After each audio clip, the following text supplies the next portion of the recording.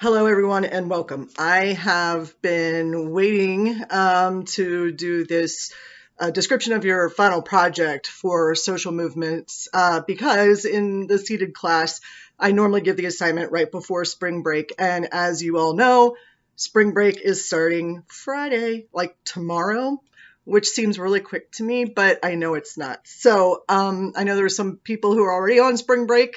Hopefully not all of you have checked out, or if you have, I suppose this video will be waiting for you when you return.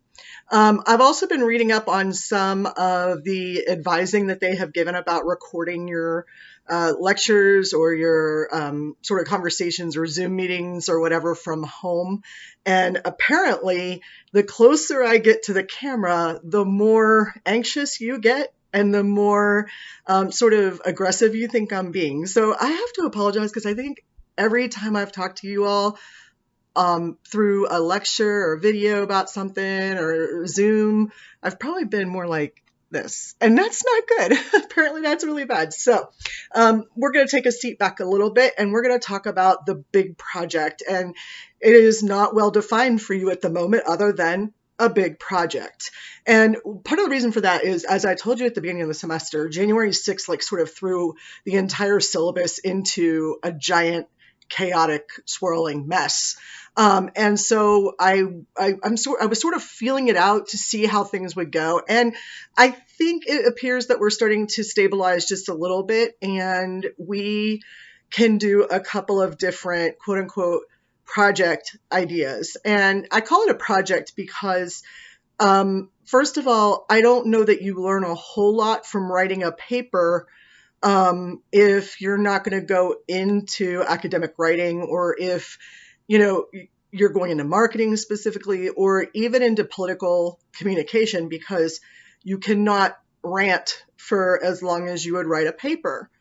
That said, there are going to be options for this particular project, and you can take the various options. And one of those options, I would say the first option is that you can write a paper. And you might be thinking, well, what research question would I do for that? Or how can I turn that into an academic paper? And the answer is simple. You could do an analysis, critical, rhetorical, anything that you wanted to do, images, looking at a particular message, whatever you wanted to do, and analyze critically that particular movement and whether or not it was in fact a movement and it was successful. And if it's still in process, then perhaps the question is, will it be successful? Do you think it's going to head towards failure?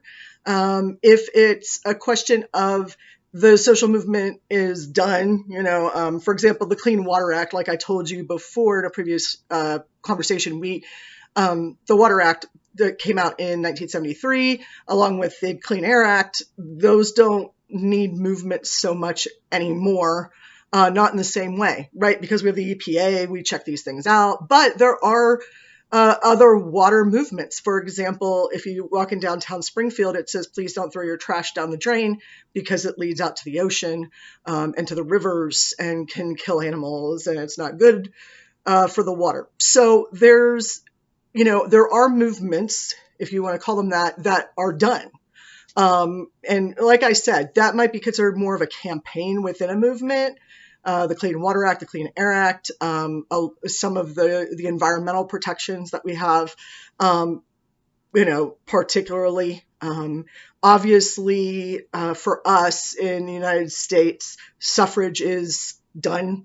God willing that they're not going to revoke voting, although they seem to be suppressing it for some people. It doesn't seem to be on sex lines or gender lines. It seems to be more on class lines and race lines. So it's different. So the suffrage movement for the feminist suffrage movement is definitely over. Is that something that you could analyze?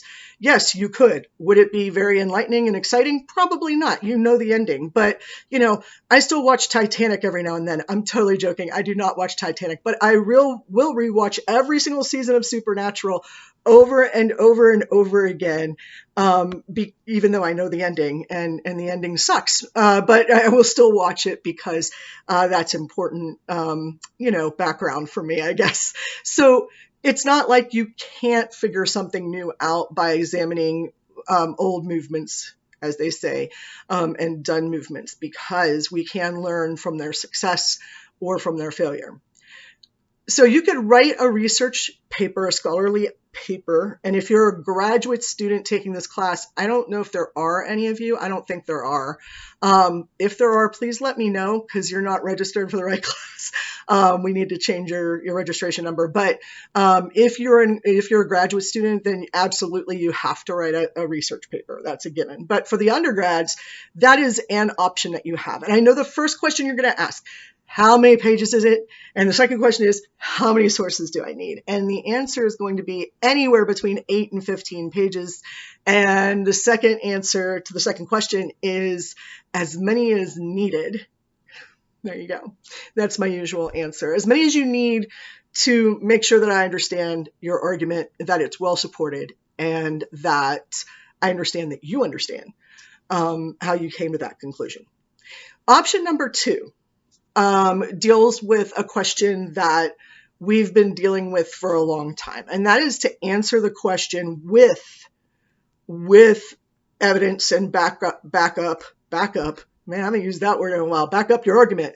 To posit an answer to the question of, is violence rhetoric and therefore a part of social movements? And if so, is that always true, sometimes true, etc.? So that would be the question. It would be looking at violence and its relationship to rhetoric and movements. That is to say, persuasion obviously is part of that. So all of that, is something that you can explore in what I like to call an academic essay. So that's to say, it's not set up like a research paper with, the literature review, the questions, the analysis, the method of analysis, the analysis and the conclusion. Instead, the way it's set up is more of an essay where you present evidence to support claims that you're making. It's still a formal paper, but it's not formed the same way as an academic research paper. It's an academic essay, meaning that you can use an organizational structure that you want, just as long as I know what it is when I'm reading it, you're fine. And use, go for the arguments that you want to make as to whether or not, whether or not you're going to, support the idea of violence in movements or not. So that could go a lot of different ways. And an academic essay is usually somewhere between like 5 and 8 pages, maybe, but you have to have enough in there that you are persuading your audience, which is to say us and me, that you are persuading us. So that's a second particular, very specific option. A third option would be to clear with me a subject matter, a question or a claim that you want to make and write an academic essay to answer. I need to know exactly what that argument is going to be. And I don't have to agree with you on any of these, by the way, just as long as you have the evidence to back up whatever it is that you're saying, I'm fine with that. I think any of you who took 350 from me or have had me in other classes know that I don't care what your conclusion is in the sense of, do I agree with it? I care about whether or not when I get to the conclusion that I could say, yeah, they supported that argument. That makes sense to me. I may not agree with it, but it makes sense. So pretty much, that's what I need. So if you want to, you can, sort of suggest to me a different topic that you think you want to write an essay on, and you could do that. So option 3 is sort of a more creative project, and that is to create a presentation. I don't care what software you use or or whatnot, but to create a visual experience for us that you can present and we can see that those visuals, excuse me, that tells the story of a movement that perhaps is coming, right? It hasn't happened yet. And the reason why I want to suggest that is because if you recall, a lot of the books talk about that sort of beginning stage of Genesis, or sort of a restlessness, an identification of a problem that just a few people see. And they start saying, hey, maybe we need to do something about this. That is where we find the beginnings of movements. And most of the time when people are identifying those, it's because they were inspired by something that happened to them personally, or something that has happened recently near them. There's a sense of immediacy, and there's a sense of perhaps urgency of some kind, but definitely immediacy. So in that presentation, I'd like to see what you think that is and where you think it could or will go. So this is a very speculative and very creative project. Some of you are going to say, well, some of these movements aren't done yet. For example, the Me Too movement has not ended in any stretch. The BLM movement has not ended. That is a campaign within our larger civil rights movement, although Black Lives Matter seems to be large enough to be a movement. And so these already established as movements things, unless you're doing option 1 or option 2 and that gets involved, then avoid those. I'm looking for, there's some evidence out there to suggest that this might be coming. Here's how that might happen. And if you're thinking to yourself, I don't understand how you could possibly predict a movement that might be happening, let me give you one example. One of the things that I like to talk about is the trouble with invisible diseases. And you've probably heard that term.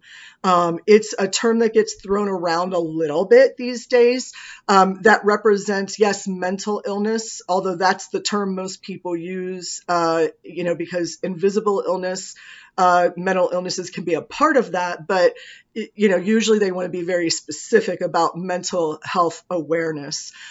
So mental illnesses, though, are included in that. Sometimes fetal alcohol syndrome, some educational disorders, and a lot of diseases, just a ton of them. People used to say, well, you can always tell somebody with cancer. That's not true anymore. They have come up with better ways to treat things, new ways, so that people can live a more normal life. But that means you don't know what they're going through. And so therefore, how can you interact with them and communicate with them in a way that is appropriate? One of my favorite stories about that is I myself suffer from 4 of these diseases that on any given day just decides to debilitate me. Today, it's my tongue is swollen. So if I sound a little bit full-mouthed, that's why. Luckily, that's the only thing that's going on. So I'm able to go forward with my day. But there are days where I literally can't get out of bed, or I'm having trouble breathing because one of them is a lung-involved illness, and I have to park in the handicap space. And I have a little handicap sticker. I'm not faking it, but you feel like you're faking it because if you look at me, I am walking. I am using both of my legs. I am walking into a store. And the thing that you don't know is that either I'm in pain, I'm having trouble breathing, and it's going to be a very quick trip through the store, or I'm holding on to a cart for stability, and I can't stand very long, so it's a quick trip. There's all these things that come into my mind as a person with invisible illnesses, where if I use my handicap tag for my car, which I don't use all the time. I mean, I don't always need it, but when I use it and I get out of my car, like I want to fake limp or, pause or something to indicate that, hey, yeah, I'm parked in that space for a reason. And you might be thinking, well, that's a little bit out there, except that I've done that. Even being sick and even after I got my handicap sign, I remember being behind a car that pulled into the handicap parking lot and took my space. Okay, that's the way I'm going to say that for a second, right? And anyway, hops out of this big freaking truck to go into the store. And I'm like, what the heck? Well, they came out, they went over to the other side and proceeded to help their elderly mother or grandmother or somebody, a neighbor, whatever, out of the truck and onto a little scooter to ride in the store. And I felt horrible. Like, I didn't say anything, obviously. I mean, I would not do that, but I thought it, right? Because your immediate thought is that. So where am I going with this? Well, with those experiences and watching some of the advertising that I've seen on TV, some that's come across my Facebook, because, it says things like, are you a single 46-year-old woman with diabetes who's looking for love? And I'm thinking to myself, I'm not single. Everything else? Sure, because Facebook and all these other social media spaces are becoming way too predictive. They know way too much about us, right? So one of the things I know is coming is an awareness campaign of some sort about invisible illnesses. And the same thing might occur for orphan illnesses, which are illnesses that are so rare. I've got sarcoidosis. 3% of the population gets those. 3% of the United States population have PhDs in any given subject. That means I am 3% of 3%. That's just a weird statistic to be in the middle of, right? Because people look at you and they're like, what the heck? We don't know how to deal with that, right? So doctors toss you around, and I'm actually making a trip to Denver in a couple of weeks to see the doctors at National Jewish Health, right? So, because they want to run experiments on me, because that's how exciting I am as a person. But nothing is that exciting for us when we study social movements, except that sometimes we can see what's coming down the pipe, or we could see a movement that's current and how that's going to expand or break off or become something new. In other words, this exploration is of something new and forthcoming that we think we can see coming down the line that maybe needs a movement. Maybe, one that you want to start, maybe one that you think is necessary, or one that you've seen sort of starting to burst onto the scene. In other words, find something in that Genesis moment or in that unrest moment where we're not quite to beginning the movement yet, not quite gathering the people yet, and explain that and show it to, I'm going to say us, and I'm going to say that for a very specific reason, but show it to us through visuals, through video, whether that's photos, drawings, words and signs, and videos, whatever. Okay. Social media, hashtags, whatever it is. So I'm hoping those aren't too specific. They may be. But like I said, with option 1, your research paper could be on anything. For option 2, your essay, if it's not on violence and social movements, then I would like to know what it's going to be on, and I will approve those topics individually, because I think that for an academic essay, you need a very specific kind of exploration to do. And then for the third one, talking about the genesis of movements that maybe aren't movements yet, things that you see coming down the line. All right. So if those are too specific, let me know if you have a different idea. But you might be asking yourself, well, one's a research paper, one's an essay, which is a little looser, and then one of them is a creative visual presentation. And that's exactly how they are. So hopefully that is clear enough for you. Hopefully those directions are clear enough for you. So the research paper would be 8 to 15 page paper, very formal and done as a research paper. with the 5 parts: a literature review, a research question, then the methodology, the application, uh, and the discussion of that. Okay, so all 5 parts. And then the second one, an essay, which is usually 5 to 8 pages, somewhere around there, with strong evidence to support a claim that you're making. It's still a formal essay, but it's not got the rigid formality of the research paper. So it can have a little bit more of your creative touches to it. And then finally, the third one, which is some sort of visual experience you have for us, to introduce us to something that might be coming down the pipe. By the way, if you do this and I'm like, no, that's never going to take off, or that, why would you think that was going to be a movement? I don't think that way.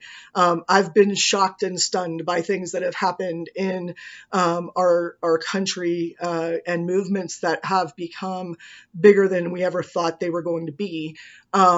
Because some of us hope that they're not necessary, but part of that social movement is learning, getting awareness that this is in fact a problem. So this isn't something completely unknowable, but if you feel like, oh, well, if it doesn't become a movement, does that mean like I would fail? Well, first of all, there's no way for me to know that, for a while. And secondly, no, of course not. Just like any conclusion that you draw, as long as it's well supported, even if I disagree with it, that's fine. You could still get an A pretty easily.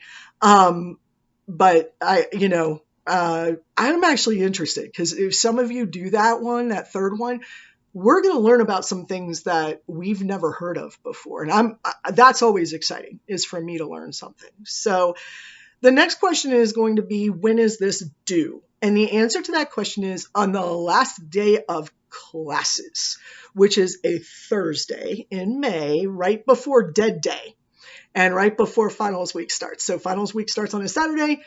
Dead Day is Friday. Last day of class technically is that Thursday. So that is when it's due. By midnight that night. You're probably asking me when that is, and I'm sitting here thinking, I know it's in May. I know it's in the middle of May.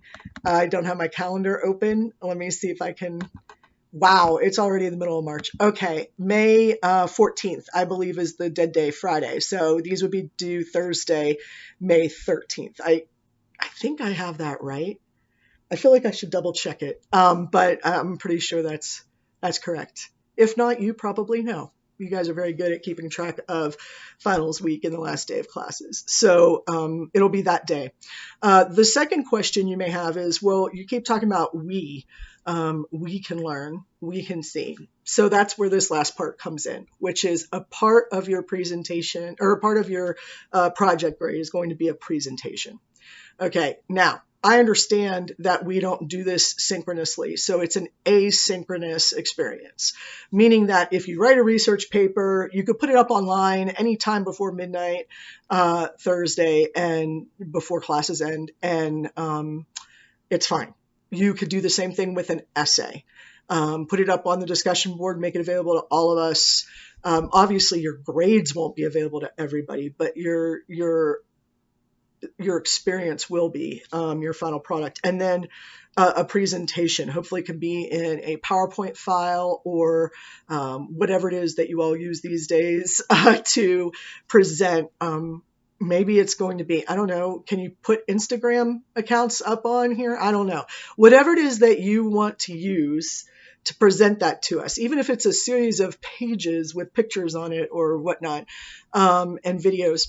So essentially give us an experience where we are looking visually, literally visually, at what may be coming down the pike, what things people are sort of, I hate to use the term up in arms, because I don't mean that literally, but what's getting people excited or agitated right now. And then that portion, that presentational portion, is going to include, for those of you not doing a visual work, creative work, if you're doing a paper or an essay, I want you to record a 3 to 5 minute video for us, all of us in the classroom, presenting your conclusions to us. Tell us a little bit about what you looked at, how you did that, and then most importantly, what conclusions you drew. No matter what your topic is, no matter which of the 3 projects that you're doing, if you're doing the visual one, the third one, you can just put up that visual experience. But the other 2, please do a 3 to 5 minute visual, or 3 to 5 minute, presentation via video. Certainly those of you who are using or choosing to do the third option, you could do a video too if you wanted to. However you think it's best to present your information is totally fine by me. And remember, we're looking at social movements which are not established, they're not part of the establishment. And we're looking at persuasion within that. So we're looking at argument. And you all have already contributed to some of the persuasion theories and know what you know about. And I feel that you've probably got a pretty good grasp on how to apply those things in analyzing a movement, in whatever way you choose to do that. Okay. Questions, comments, concerns, complaints, etc. Feel free to send those to me, to text me, email me if you want to. I hate email, but I have been getting them and responding to them very quickly. Feel free to put it up on Blackboard in the Dear Professor or Dear Fellow Classmates section. And of course, as always, feel free to call me. It is spring break, so I don't anticipate hearing from any of you, but in the event that you do, it's totally okay. You may have that week off, but for the most part, professors are just catching up on grading, myself included, by the way, on that. So I'll be here. And then the following week is my stepdaughter's spring break. So that time I'll be busy, but not that busy because I made my husband take off work for the week. So hopefully he'll be able to handle the kid while I'm spending more time online with you all. So let me know if you need anything. I don't know how this video got out to be 27 minutes, but it is. And any questions, comments, concerns, let me know. And I'll talk to y'all soon. Have a safe and healthy, but happy spring break. And I'll see you when you get back.